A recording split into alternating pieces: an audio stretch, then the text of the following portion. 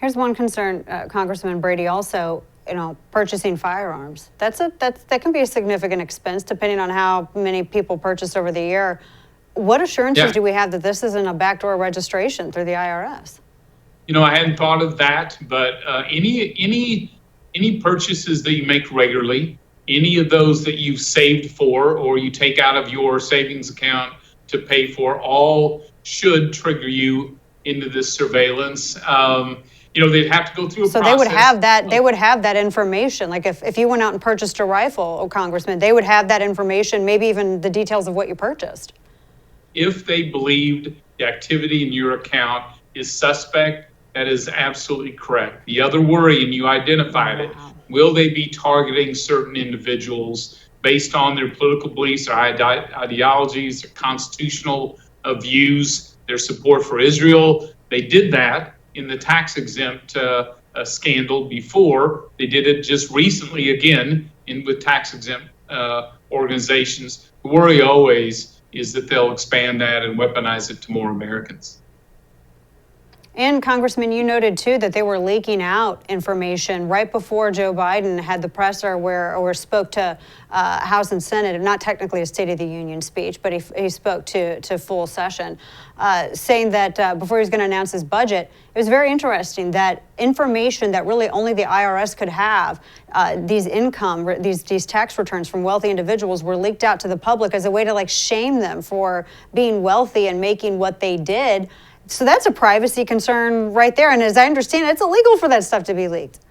Yeah, it very much is. There are investigations going on, but a couple thoughts. One, someone leaked thousands of private tax returns over 15 years. So this is a treasure trove, and it may not only be the wealthy. ProPublica that receive these are sort of leaking them out as they choose. So it may be much deeper than that. And this isn't the first time it happened. Under Obama and Biden in the White House, we saw the IRS leak private taxpayer information on these tax-exempt groups, again, to ProPublica. And so, if you don't have confidence in this system, one, is really damaging to this country, but two, you're going to have no faith that your personal bank account information might not be revealed, frankly, to everybody.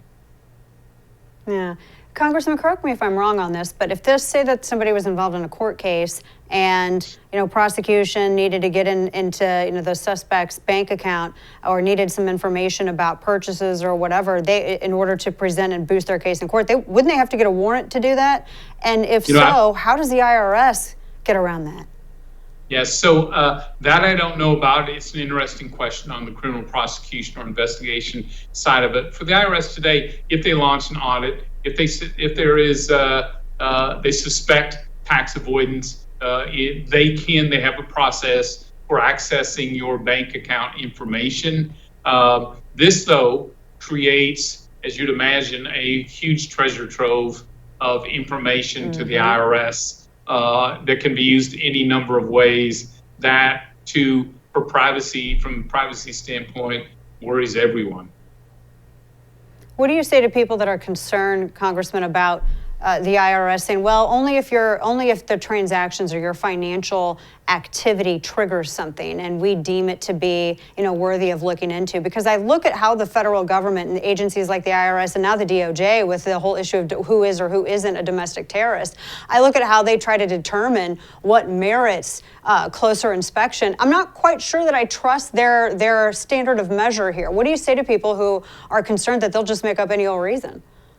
Yeah, so be concerned, because some will make up any old reason. Unfortunately, we've seen this too often. Yeah, it is. And I'll tell you, look, we have the Ways and Means Committee was drummed into me from day one.